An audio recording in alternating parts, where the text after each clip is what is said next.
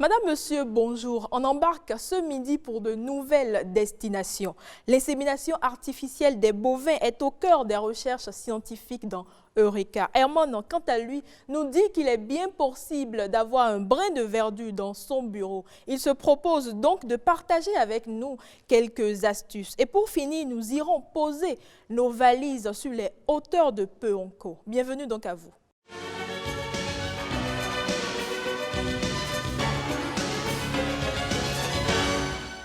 Herman, bonjour. Bonjour Mylène, bonjour à toutes, bonjour à tous. Très heureux de vous retrouver, vous le savez, c'est un plaisir immense et inouï de vous retrouver sur le rendez-vous de midi. Plaisir partagé. Ah oui.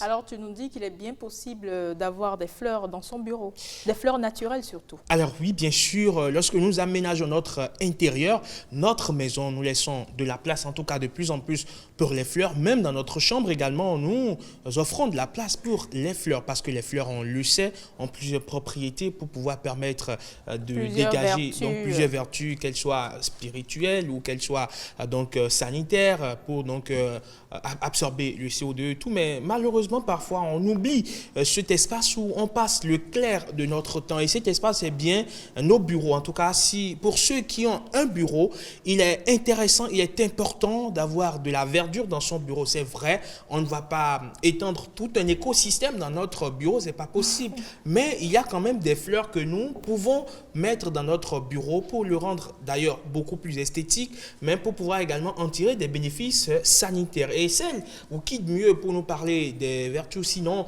des fleurs à mettre dans notre bureau, c'est celle-là qui a commencé depuis quelques temps l'aventure avec nous. Elle parle, elle communique, elle cherche, elle fouille donc sur les fleurs. Elle, c'est Stéphanie Nemadi Dagba. Bonjour et bienvenue sur le rendez-vous de midi. Merci, bonjour Evan.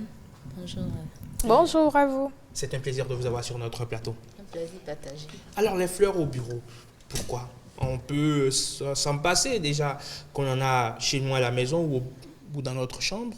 Au bureau, on peut s'en passer, n'est-ce pas? Je dirais non, parce que les plantes dans nos bureaux sont presque indispensables. Presque indispensables parce que ces plantes, à l'intérieur de nos bureaux, nous apportent beaucoup de bienfaits pour notre bien-être. Elles nous apaisent, ces plantes nous apaisent, nous aident à être plus productifs, et même vont jusqu'à agir sur notre psychologie pour avoir un bon rendement au travail. Donc en clair, ce n'est pas que pour l'esthétique. Non, ce n'est pas que pour l'esthétique. C'est vrai, ramener de la verdure au bureau, c'est très esthétique, c'est beau, surtout quand les plantes sont naturelles. Mais ce n'est pas que pour l'esthétique, parce que ces plantes nous offrent beaucoup de bienfaits dans nos bureaux. Alors, on en vient à ces types de plantes qu'on peut mettre dans notre bureau, dans notre espace de travail. Vous êtes venu avec quelques plantes. J'ai là des cactus, enfin, ce que j'ai appris à connaître au fil de l'aventure du rendez-vous de midi. Donc ça, c'est les cactus. C'est vrai que je ne pourrais pas donner le nom de la fleur que vous avez. Là, les cactus vont jouer quel rôle au bureau? Alors, le cactus est très reconnu pour nous protéger contre les ondes électromagnétiques. Les cactus, vous savez, au bureau, nous avons un ordinateur, nous avons un box Wi-Fi, nous avons des imprimantes et tous ces éléments dégagent des ondes qui sont nocives pour notre santé. Alors, le cactus, avec ses épines, récupère ces ondes-là et nous protège contre d'éventuels cancers et tout ça. Alors ici, on a quel type de plante? Ça ressemble à de l'aloe, je dis une bêtise. C'est quoi? Ça, c'est une plante grasse. D'accord. Ça, c'est une plante grasse. À côté, Oui. non, à côté, c'est un cactus. Et là, c'est une plante grasse. Ces plantes, comme je disais tout à l'heure pour le cactus, ont pour rôle d'absorber ces ondes que dégagent nos matériels de Est-ce que vous avez en face de vous? Ça, cette belle plante avec ses feuillages verts s'appelle le chlorophytum. Le chlorophytum. Oui, le Notez, chlorophytum. le chlorophytum. Le chlorophytum est très reconnu pour absorber tout ce qui est dioxygène de carbone dioxyde de carbone dans notre environnement. Et ça absorbe aussi tout ce qui est poussière, au moins 20% de la poussière ou de la moisissure ou même d'autres bactéries qui se retrouvent dans notre environnement, nos bureaux. Voilà. Il y a une multitude de plantes vertes qu'on peut mettre dans nos pièces de travail, comme celle qui est derrière vous. Celles qui sont dans le décor, j'allais en venir Voilà. justement parce qu'entre-temps, les plantes du décor ont changé de configuration. D'autres sont partis, d'autres sont venus. Oui. D'accord. Donc, celles qui sont dans le décor, voilà, c'est quoi? C'est des monstera. Des C'est des monstera. monstera. Oui. C'est des plantes qui poussent normalement dans la jungle. Qui poussent D'accord. dans la jungle et donnent cet aspect un peu exotique. Donc, quand on le ramène à l'intérieur, c'est très bien. C'est très décoratif avec ces feuillages qui se divisent naturellement. Et voilà, c'est la monstera qui appartient à la famille des philodédrons.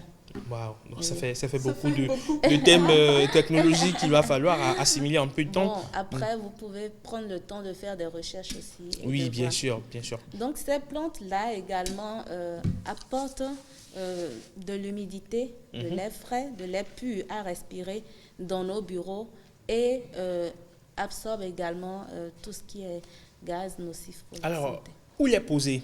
Est-ce qu'il faut des supports comme ce que nous avons ici dans le décor du rendez-vous de midi? Ou quel type de plantes qu'on peut mettre sur la table du bureau?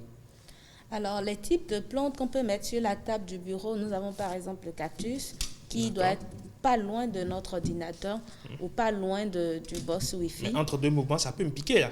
Ben, c'est un cactus, il va falloir faire attention. Il va falloir faire attention, mais le cactus est très approprié pour le bureau. Après, on peut mettre d'autres plantes un peu plus grandes dans notre décor sur des plans de travail, etc. Si on a un meuble où on pose des éléments, des documents et autres, on pourra toujours ajouter des plantes un peu plus grandes. Ou même le palmier quincia, qui est très recommandé aussi, qui n'est pas difficile d'entretien. Donc, on met le palmier quincia là. Lui, il est un peu plus grand, plus imposant. On le met dans le décor Le palmier quincia, c'est bien ça? Oui. Il y a plusieurs types de palmiers, c'est bien ça? Oh, il y a plusieurs types de palmiers. Entre Il y a autres, des palmiers je royaux. connais les palmiers royaux. Voilà, Et ça, je sais c'est d'ailleurs. adapté pour l'intérieur? Non, les palmiers royaux, c'est l'extérieur parce que c'est des plantes qui vont jusqu'à plus de 10 mètres de hauteur.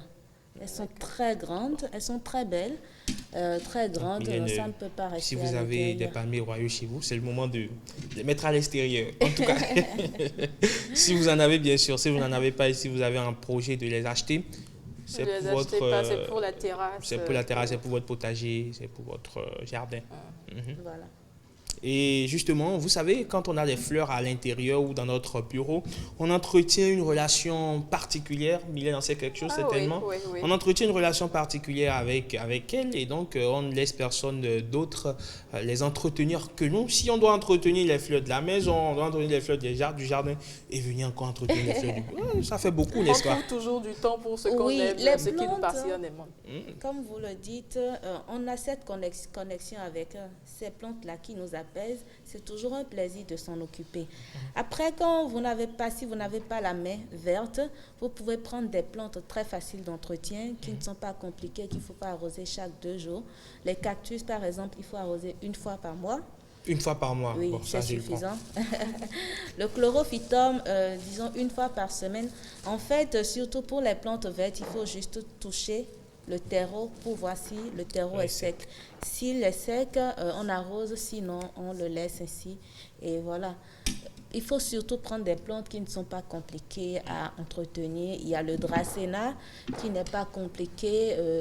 Je parlais du palmier quincia tout à l'heure. Il y a de multitudes de plantes. Il y a même des plantes qui fleurissent comme la fleur de lune qui s'adaptent bien dans notre bureau et tout. La langue de la belle-mère sur ma table. Bien sûr, pourquoi pas. Bien sûr, pourquoi pas. Parce que Vous êtes gamme verte. Oui. Chez vous, quand on vient, on peut trouver le boss, prendre le tout ensemble. oui, comme nous ça, faisons avec, des coffrets. Nous Je faisons peux des prendre coffrets. avec ceci. Oui, bien sûr. C'est bien beau et bien Bien chic. sûr, on fait des coffrets pour plantes et tout. D'accord. Oreille d'éléphant Oui. dans mon bureau. C'est Oui, possible. oui, possible. bien sûr, parce que c'est une plante verte qui n'aime pas d'ailleurs le soleil.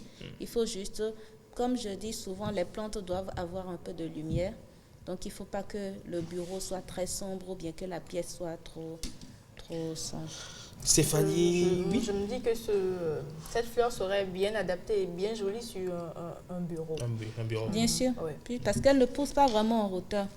Elle est peu touffue, mais donc avec Elle a un la petit... configuration, le pot elle a la aussi configuration est- de la citronnelle. La configuration en Oui, termes oui, de feuillage. de feuillage et de Voilà, d'épaisseur et c'est tout, ça. bien sûr. C'est ça. Le pot aussi est bien beau, ça Oui. fait Oui. style bohémien. Exactement. Bohémien, oui. Bohémien. Ah oui, elle a appris la leçon. Ah oui. Stéphanie Madi Dagba, merci. C'est un plaisir. Allez, vous l'aurez compris, la fleur dans votre bureau, de la verdure dans votre bureau, c'est bien possible. Vous n'avez pas besoin de vous casser la tête parce que ce sont des plantes très faciles d'entretien. En tout cas, si vous êtes amoureux des fleurs, amoureux de la nature, offrez-vous une fleur, ça vous fera du bien. Merci à toi. Merci à vous, Madame Stéphanie Dagba, c'est bien ça. Oui, c'est ça. Alors, On exercice de diction, ça en est vraiment un. on reste toujours dans la nature, mais cette fois-ci pour parler des bovins, c'est dans Eureka.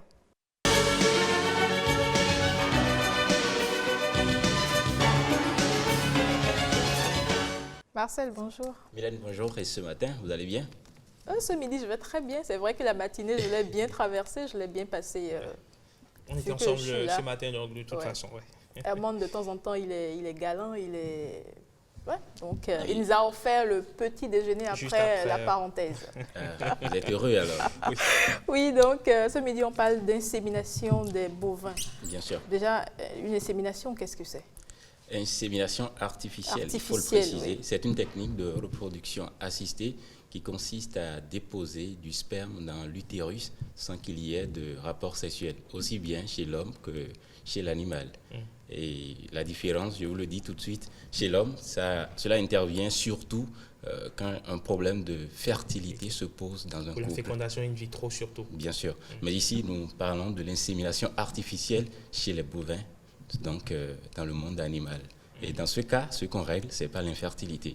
Oui, mais ça fait bizarre. Chez les animaux, de manière artificielle en plus, hein, pourquoi y faire recours?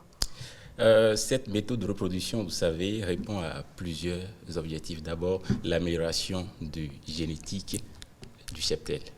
Vous savez, et puis, cette technique, je vous le dis, il est possible de féconder avec cette technique un plus grand nombre de femelles avec juste le sperme d'un seul mâle. De Combien taureau, à peu près? par exemple. Une centaine, jusqu'à une centaine et plus. Les scientifiques l'ont dit, jusqu'à une centaine et plus. Ça dépend des qualités du mâle choisi. Et puis, comme ses descendants, les descendants du mâle choisi, hériteront tout au moins d'une partie de son patrimoine génétique. Ce mâle est choisi en fonction de ses qualités. Développement de la musculation, par exemple, pour un taureau qui va servir à la consommation de sa viande.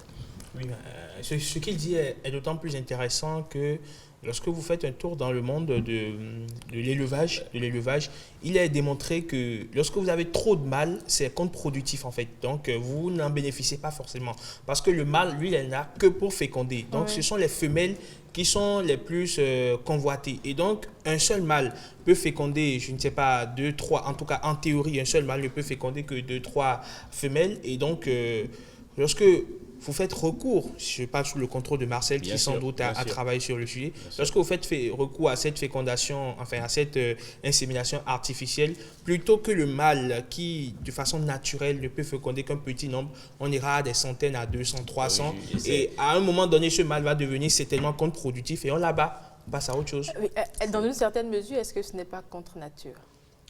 Contre nature, bon, La science va contre la nature. si vous êtes du côté, on va dire, des véganes, si vous êtes du côté de ceux qui voilà, sont contre la bataille des animaux et tout le reste, oui, voilà, vous allez défendre cette idéologie, vous êtes écologiste, oui, vous allez défendre cette idéologie.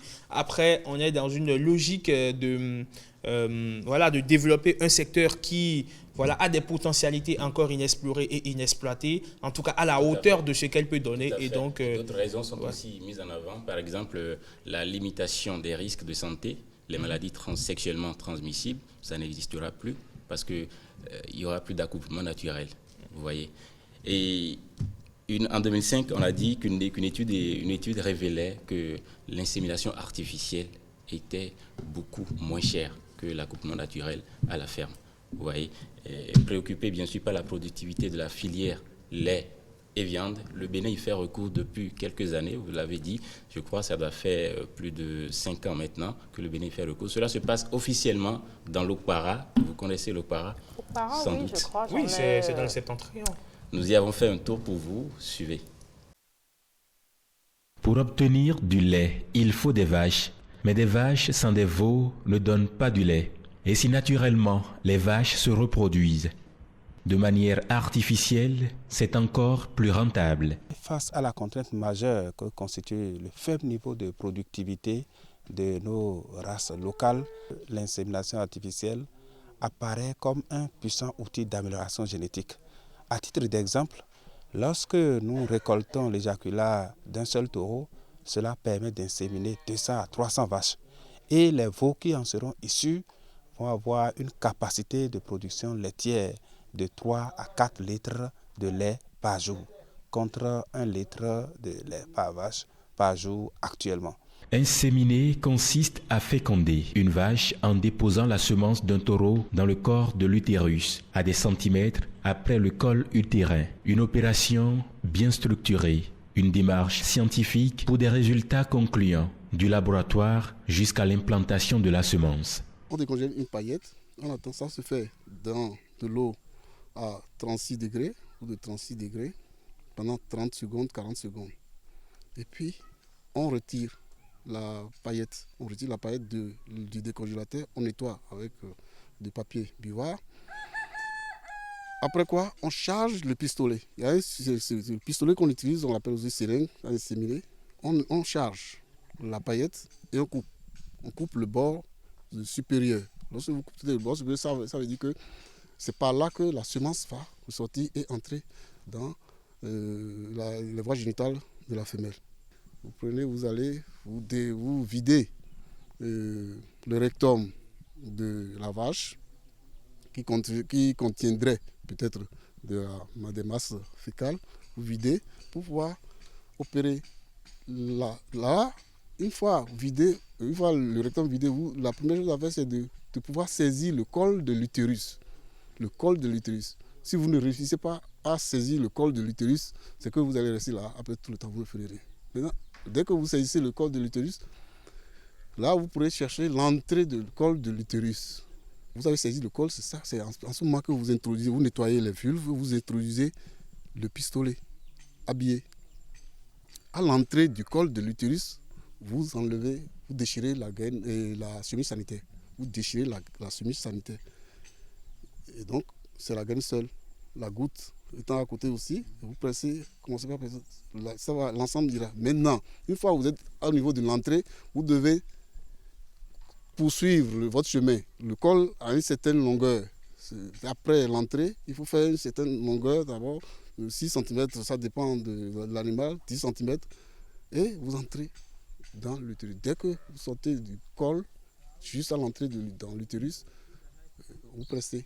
La réussite dès la première insémination reste l'objectif des éleveurs et des inséminateurs qui devront tenir compte de différents facteurs pour choisir le bon moment de mise en reproduction, parmi lesquels la détection des chaleurs et la condition de l'animal. Alors Marcel, quel autre avantage? Qu'est-ce que vous avez vu qui vous fait sourire autant? Certaines choses, je préfère me taire et juste sourire. Eh bien, l'insémination artificielle permet la multiplication, on en a parlé maintenant. Ainsi, un éjaculat dilué permet de féconder jusqu'à plus d'une centaine de femelles. Vous voyez, ça permet également la conservation. La semence d'un mâle peut être stockée pendant des années et transportée partout. Ça permet aussi la sauvegarde des races menacées. Oui, surtout, ce qu'il dit pour chuter, sans doute, est important parce que, vous savez, en raison de la transhumance, en raison des déplacements, il n'y a que des bêtes du Niger, du Mali, d'autres pays de la sous-région se retrouvent sur notre territoire. Donc, pour pouvoir préserver les races pures qui sont rien que du Bénin, il y a ces travaux donc, de recherche qui sont faits pour pouvoir garder une certaine autonomie. C'est une question de souveraineté aussi et c'est une question d'autonomie pour que les races béninoise soit quand même, en termes de ruminants, soit préservée. J'espère surtout que le lait serait toujours de bonne qualité. Oui, de Merci. Très bonne qualité. J'allais vous le dire parce que Marcel. ça donne une diffusion importante des meilleurs reproducteurs mâles. Et avec Ah ça, oui. On arrive à que- sélectionner. On aura la viande de qualité, on aura du lait de qualité. qualité. Et tout est en fonction des objectifs recherchés. Bruno serait certainement rassuré parce qu'il adore le fromage. le fromage. Alors, mais si Moi non on plus. vous propose quelques codes vestimentaires, quoi mettre pour se rendre sur son lieu de travail? C'est dans Mode.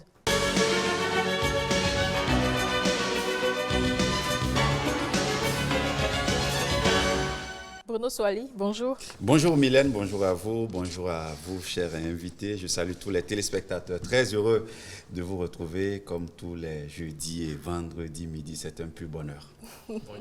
C'est le styliste du jour, je te le présente en même temps. Ah, en tout cas, ça se voit quand on regarde Le cache-nez qui est légèrement assorti, assorti. à son style du On jour. espère qu'on va prendre des notes pour améliorer nous aussi notre style. C'est bien monsieur Oslo Nassi Adjakidje. Oui, c'est bien ça. Comment allez-vous? Ça va bien, et vous-même? Je vais très bien. D'accord. Alors, vous comptez faire des heureux ce midi, des heureux comme Bruno, des Des hommes élèves. surtout, oui. Des Vous leur donnez plutôt quelques codes vestimentaires, quoi mettre pour se rendre sur leur lieu de travail. Ouais. Bon, déjà, Bruno, ce qu'il a porté, c'est adaptable, on accepte pour le Comme boulot. vous prenez en échantillon. Bon, oui, on peut l'accepter. On peut l'accepter, ça veut dire que Mais là, Oui. il a mis une veste sans cravate, hein, c'est permis. Ça ne gêne pas puisqu'il est en style plus ou moins décontracté. Donc, ça ne dérange pas. C'est juste la couleur de la chemise qui dérange un peu. Un peu. Parce que nous voulons parler aujourd'hui de style vestimentaire dans l'administration. D'accord. Voilà. Ok. Donc, parlant de cela, nous avons les styles de deux sortes, c'est-à-dire le style vestimentaire formel et informel. Quant au style vestimentaire formel, c'est ce qu'on voit tous les jours, un bon look classique, un costume, une veste, peut-être bleu marine qui passe partout, d'accord, une chemise blanche. Une cravate peut-être gris clair ou peut-être bleu marine aussi. Après cela, un pantalon, naturellement, bien droit, et une paire de chaussures noires avec des chaussettes noires. Comme ça, vous allez tranquillement, vous n'avez pas de problème de goût, ni de problème de qui dit quoi, parce qu'il a mis une chemise rose. Et comme je l'ai dit, il faudrait... voilà. Après, ça pose Vous êtes plus relax. de problèmes, plus de calcul dans les Exactement. ajustements de couleurs. Exactement. Mais puisque nous sommes dans l'administration et en Afrique aussi, on peut quand même voir. Les lundis, on peut rester réellement dans le formel. Mais à partir du mardi ou du mercredi déjà, nous avons nos bons good luck qu'on met, qu'on taille Le mardi, bien. hein, on peut mettre un good luck. Un le bon mardi. good luck, pas avec des couleurs flashy. On garde toujours les mêmes couleurs sobres, c'est-à-dire le noir, le bleu marine et tout. Un bon good luck taillé, pas chargé, simple, vous pouvez aller au bureau. Puisqu'il fait chaud chez nous, pourquoi s'encombrer des costumes? Les costumes sont faits là-bas, de l'autre côté, en fonction Du climat. du climat dans lequel ils sont. D'accord. Voilà. Est-ce que le style va en fonction de l'administration? Oui, le style peut aller en fonction de l'administration. C'est pour ça, notamment, je parlais de style formel et informel. Par rapport au style informel, cela peut s'adapter à vos envies et l'ambiance dans laquelle vous êtes. Et si on va dans les banques, c'est différentes choses. Dans les banques, on a même l'habitude de voir les costumes rayés, ce qui n'est pas le cas dans les administrations purement publiques. Vous voyez? Donc, même si on sort du cadre des ministères, ou même si on va dans les démembrements, d'accord, des ministères, voilà, nous pouvons avoir des styles plus sobres, pas forcément sérieux en costume cravaté, mais des styles très sobres. Voilà. On semble mettre l'accent sur l'administration, mais on va descendre un peu dans les autres milieux qui sont moins purement administratif. Oui. Je pense aux enseignants, par exemple. Vous avez Oui. prôné le noir tout à l'heure, par exemple. Oui. Est-ce que pour un enseignant, porter du noir, quand on sait qu'il a affaire avec de la craie blanche, rouge, bleue, etc., est-ce qu'il ne va pas se salir quand il se met en noir? Oui, c'est vrai, mais on va plus plancher sur le décontracté. Mais quoi qu'aujourd'hui, avec l'évolution du monde, nous n'utilisons plus forcément la craie. Il y a des tableaux à marqueur. Maintenant, si on planche... Dans nos collèges et lycées, parlons de la réalité. Dans nos collèges, vous parlez là du niveau supérieur, c'est bien beau, mais dans nos collèges et lycées, marqueurs et autres, c'est pas encore... oui, donc... C'est la craie.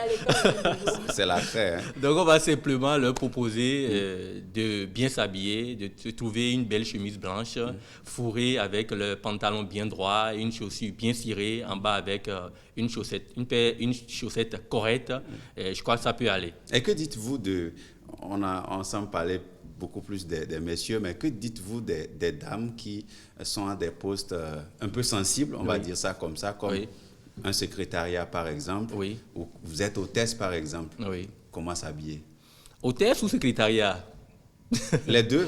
Voilà. Bon, dans le sensible parce qu'on est porté parfois à vouloir s'habiller d'une manière ou d'une autre. Et bon, je ne vais pas entrer dans les détails, vous êtes là pour conseiller. Voilà, il faudrait que nos chères dames ne s'habillent pas de façon, comment on va dire, exhibitionniste, c'est-à-dire les décolletés, les jupes qui sont trop montées ou bien les robes qui sont trop au-dessus du genou pour provoquer.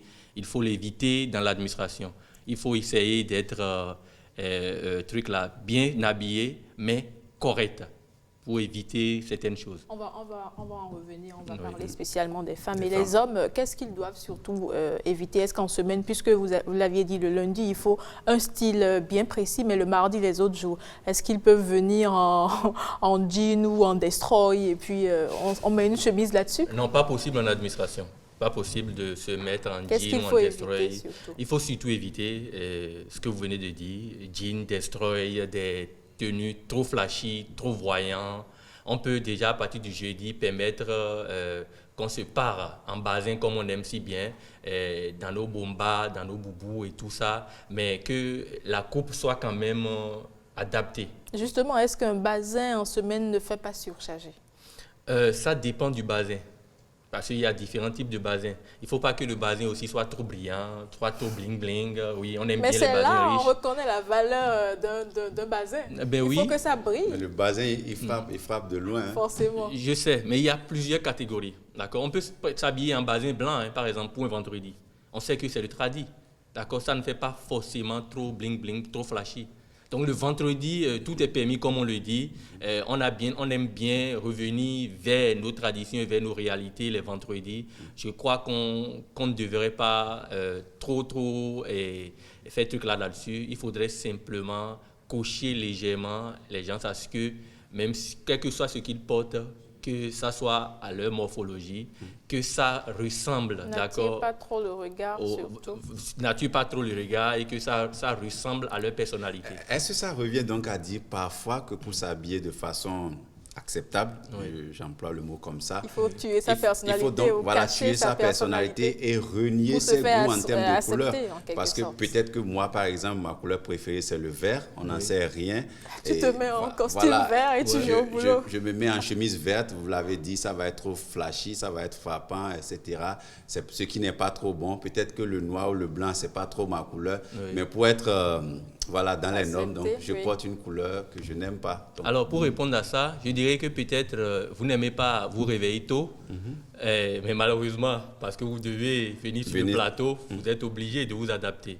Alors, en fonction de là où vous allez ou de ce que vous faites ou de ce que votre environnement vous impose, vous êtes obligé plus ou moins d'être flexible et puis d'accepter. Vous ne pouvez pas quand même vous mettre en couleur verte. Non, ce n'est pas possible. Un lundi, votre patron, s'il est correct, il va vous renvoyer. Donc, vous êtes obligé de vous plier parfois au code. À s'adapter en voilà, et quelque sorte. de vous adapter au code que régisse votre environnement.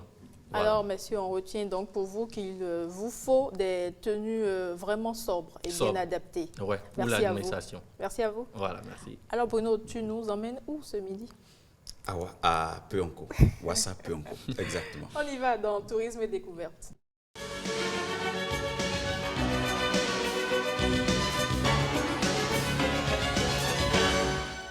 Bruno Soali, voilà, je suis prête, hein, j'embarque. Les discussions continuaient toujours, vous l'aurez compris. L'habillement, les vêtements, c'est un sujet d'intérêt pour tout le monde. Oui. Aujourd'hui, Mylène, je vous amène très loin de ce studio. Nous irons tout droit dans l'Atakora. Il nous faut peut-être 9, 10, voire 11 heures de route à voiture selon la vitesse que vous empruntez pour pouvoir vous y rendre. Nous irons dans l'une des 9 communes du département de l'Atakora, de façon spécifique à Wassa Peonko, donc une commune située dans une pénéplaine entre les vallées de la Liborie à l'est et celle du Mékro à l'ouest. C'est une commune qui est assez spéciale. C'est une commune dont on parle très peu, mais qui a assez de richesse. On va en parler aujourd'hui, mais avant, on va partir avec la régie et suivre cet élément qui nous situe un peu sur la ville de Wassa Peonko. Akunondo.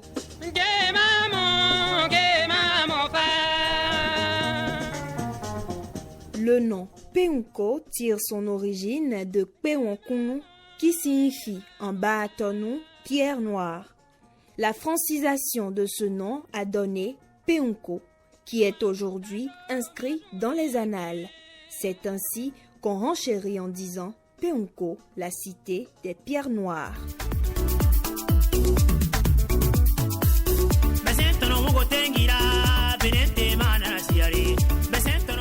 Subdivisé en 3 arrondissements, à savoir Peonko, qui est l'arrondissement central, Tobré et Yemanson.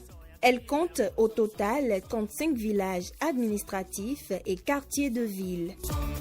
Limitée au nord par la commune de Kérou, au sud par la commune de Djougou dans le département de la Donga, à l'est par la commune de Sinandé dans le département du Borgou et à l'ouest par la commune de Kouandé, la commune de Wassa Peonko a une superficie de 1900 km². Elle occupe 9,26% de la superficie totale du département de l'Atakora, dont 207 km² de forêt classée.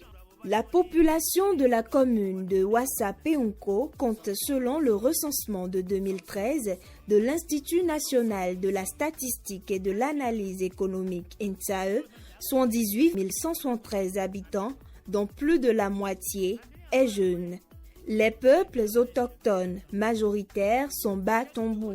La langue dominante est donc le Batonou.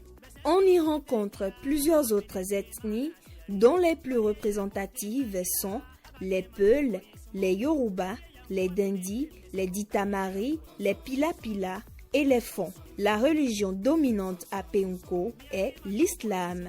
La commune de Wassa Peonko, dont le leitmotiv est solidarité, travail, équité, est une commune essentiellement rurale. L'activité principale de la population est l'agriculture. S'ajoutent l'élevage, la transformation des produits vivriers, le maraîchage et le commerce. À part la commercialisation des produits agricoles comme le maïs, le soja, le sorgho, le mil, l'iam, le coton, pour ne citer que cela, la nature a enrichi le sol de Peonko en produits tropicaux, en l'occurrence le karité. L'autre produit de choix, cultivé en quantité et commercialisé dans la commune de Wassa Peonko, est l'anacarde. Dans le domaine du maraîchage, il est à noter que la commune de Wassa Peonko produit la meilleure qualité de pommes de terre au Bénin. Ces tubercules saines et moins chers rivalisent le marché avec les pommes de terre importées de l'Europe. Wassa Peonko, cette partie septentrionale du Bénin, a un art culinaire particulier. À Wassa Peonko, vous pouvez vous régaler d'un bon plat d'iam pilé à la sauce d'arachide plus sauce de légumes appelée en batonou terenou. Il peut vous plaire également de choisir un plat de pâtes de cossette d'iam, de maïs, de mil, de sorgho accompagné de la sauce de gombo ou de ses feuilles séchées. En Baatonou, cette sauce est appelée yabotian et a la vertu de traiter les problèmes intestinaux. Nkwansosi en Baatonou pour vous dire donc au revoir.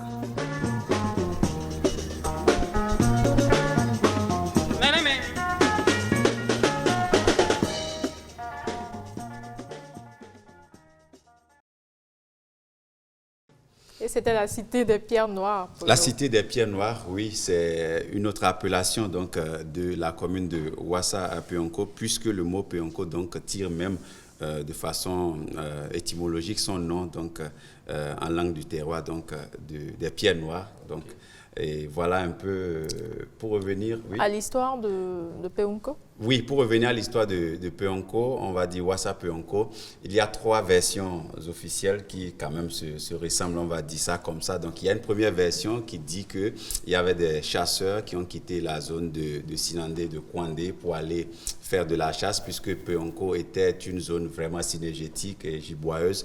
Donc ils sont allés, mais quand ils sont allés, vous comprenez que quand vous allez à la chasse, voilà, il n'y a pas de maison, c'est de la brousse. Donc ils ont fait des jours sans se laver et donc à un moment donné, ils avaient soif, ce qui arrive fréquemment pendant la chasse. Donc, ils se sont rendus à un point d'eau, c'était une rivière, donc ils se sont lavés là-bas, ils ont trouvé de l'eau à boire, ils se sont lavés. Et quand ils ont fini de se laver, après plusieurs jours de chasse, ils étaient tellement sales. Quand ils se sont lavés, ils se sont sentis propres. Donc, ils ont estimé qu'ils étaient wassa en langue du terroir, un peu comme pour dire nous sommes vraiment propres et nickel maintenant. Ça, c'est une version. Une autre version aussi dit que ces mêmes chasseurs-là, après avoir séjourné dans cette zone synergétique, avaient estimé qu'ils étaient vraiment en souffrance parce que voilà, vous menez une vie de chasse, il n'y a pas vraiment toutes les commodités qu'on a en ville, en agglomération. Donc il y a un qui s'est exclamé là, dit Sawasaramon. Donc c'est un peu comme pour dire en Bariba, nous souffrons vraiment Sawasaramon.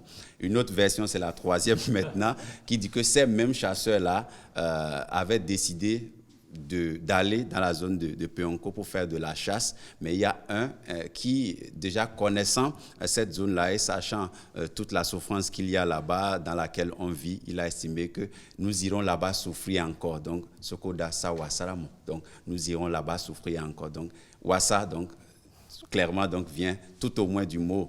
Quand on fait le recoupement, donc c'est que tout au moins ça vient du mot Wassara, donc Wassara qui veut dire en langue locale la souffrance. Mais est-ce qu'aujourd'hui c'est une ville de souffrance? C'est clairement non, ce n'est pas une ville de souffrance parce que nous l'avons vu à travers l'élément. Il y a de l'agriculture qui s'y opère. Il y a beaucoup de la pomme de terre surtout. Et comme c'est ce que je disais, c'est une commune dont on parle très peu, mais c'est une commune qui constitue un des greniers du département de l'Atakora parce que les populations font beaucoup d'agriculture. Imaginez-vous qu'il y a des pommes de terre de qualité qui sont produites là-bas. Donc, c'est presque inimaginable quand on dit pommes de terre au Bénin.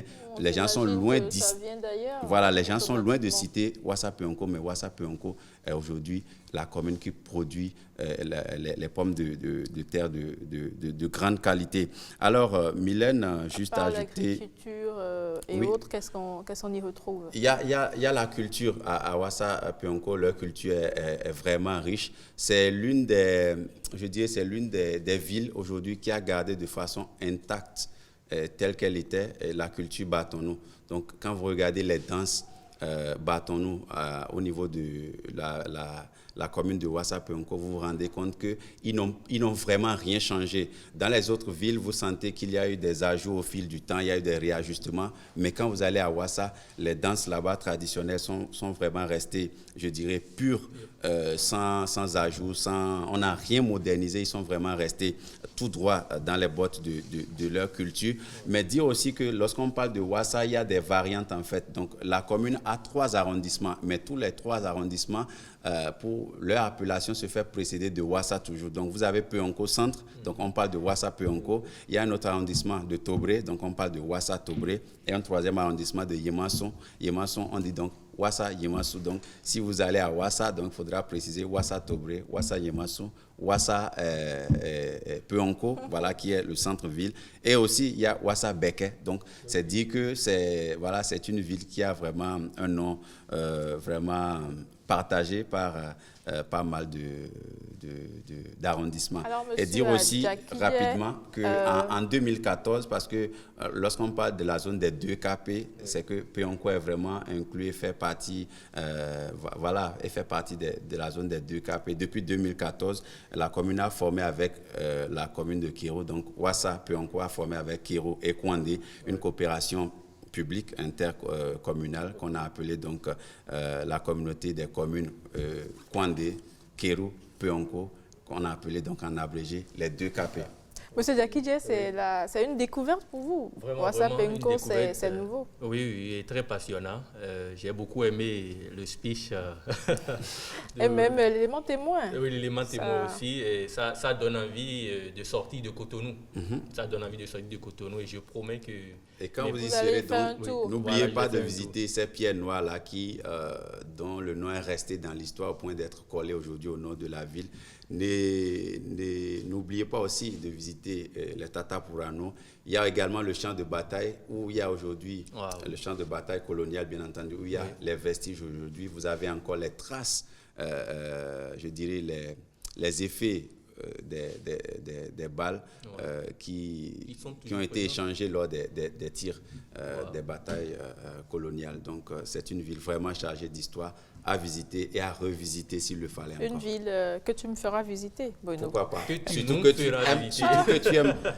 tu aimes les pommes de terre, donc nous allons en prendre. Tu vas me faire grossir en moins de quelques jours. Au retour, ça va être la marche, donc Wassa Peonko Cotonou, tu vas perdre les kilos. Merci à toi pour cette belle découverte. Alors, vous connaissez les extincteurs, ça vous dit quelque chose? Bien sûr, j'en ai dans ma voiture. Vous en avez déjà utilisé? Oui. Vous savez comment l'utiliser? Oui. Waouh, ça c'est nouveau ça. Bono, toi, tu sais comment le faire? Honnêtement, je vois toujours accroché dans les couloirs. Je n'ai jamais touché et aussi je ne suis jamais tombé, fort heureusement pour moi, dans une situation où on a besoin d'extincteurs. Et en réalité, c'est bien ce qui se passe. On en voit, mais peu sont ceux qui savent vraiment comment l'utiliser. Et nous, Rebecca a appris pour nous, elle nous apprend comment utiliser un extincteur. Suivez.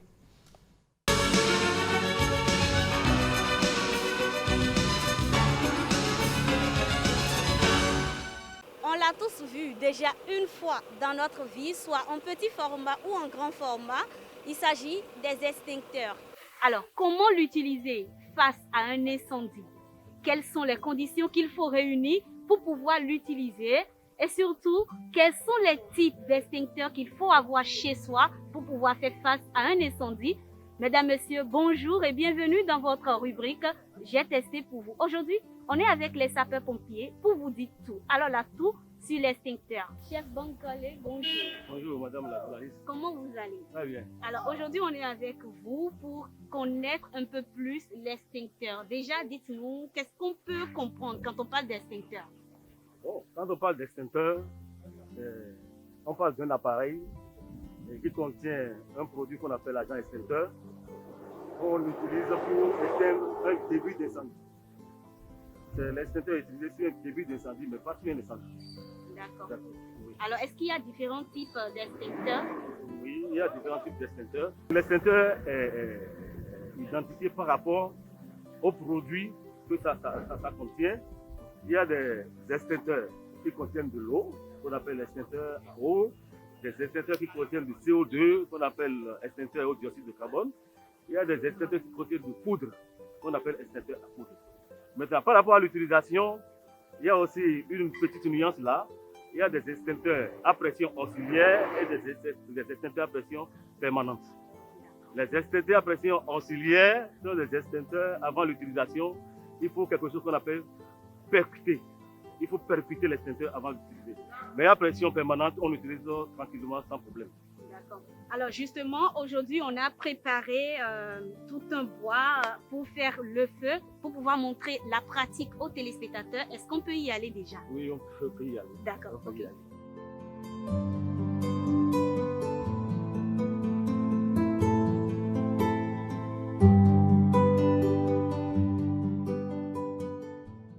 l'extincteur devait être accroché quelque part. Donc, comme on découvre un sinistre, un début d'incendie ou bien un feu ou quelque chose là, celui qui a découvert le feu doit alarmer d'abord. Alarmer, il doit avertir ceux qui sont là. Donc, il doit commencer par crier « Au feu, au feu, au feu, au feu !» Donc, il doit alarmer d'abord. Donc, quand je vois, ce n'est pas que je vais rester les bras croisés. Je vais courir vers l'extincteur, mais en courant, je serai en train de crier « Au feu, au feu, au feu !» jusqu'à ce que je vais prendre mon extincteur. Donc, quand je prends, comme c'est déjà accroché, je décroche, je pose l'extincteur par terre, là où je l'ai pris. Je dépose par terre là, je commence certaines opérations. Je garde le coup de l'extincteur bien posé avec une main. Oui, l'autre main avec un doigt. Vous allez retirer la copie de sécurité. Tirez. Très bien. Maintenant, vous allez prendre le tuyau. D'accord? Oui, que vous allez garder. Maintenant, vous allez percuter. Soit j'envoie vers le bas ou soit vers le haut. Vous avez entendu quelque chose? Oui, ça dit. Maintenant, vous allez tester. Vous allez appuyer la gâchette. Le diviseur tourne vers le sol. Vous voyez, ça va sortir. Oui, c'est bon. Maintenant, vous allez vous approcher du feu. Voilà la direction du bas. Oui, des choses comme ça. Et vous allez commencer. Et vous allez vous rapprocher chaque fois du foyer. Chaque fois du foyer, jusqu'à ce que vous allez faire.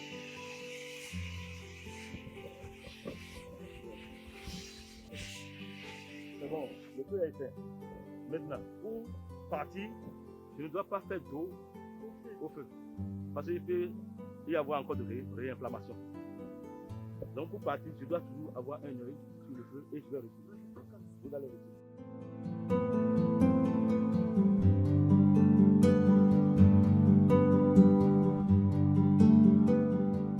Quand je découvre un début d'incendie ou bien un sinistre, n'importe quoi, hein, même quelque chose là, sur mon lieu de travail, à la maison, il faut toujours alarmer, crier au feu, au feu, au feu, et avertir.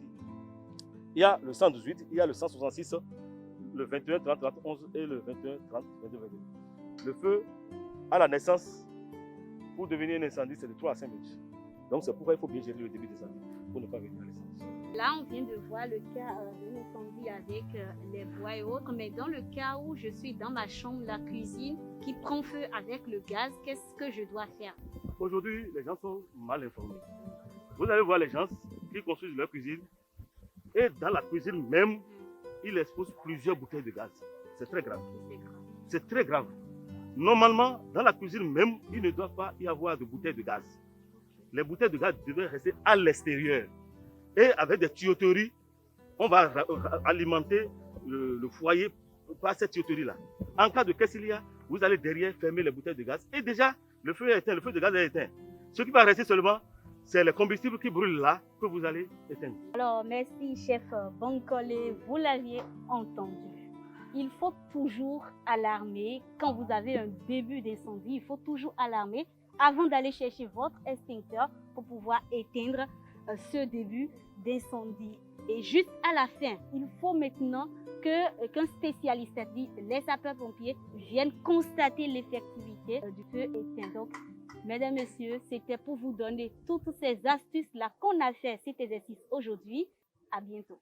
Merci à Rebecca, on en a vraiment besoin, on avait vraiment besoin d'un cours de ce type, de ce genre, des extincteurs.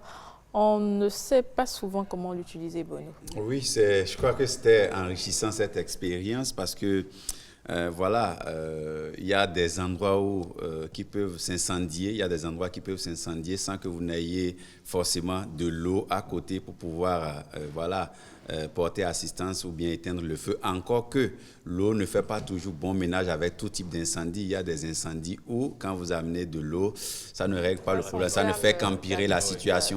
Alors qu'avec un extincteur, vous êtes rassuré que voilà, la matière ou le liquide qui est à l'intérieur est adapté donc, pour éteindre tout type de feu.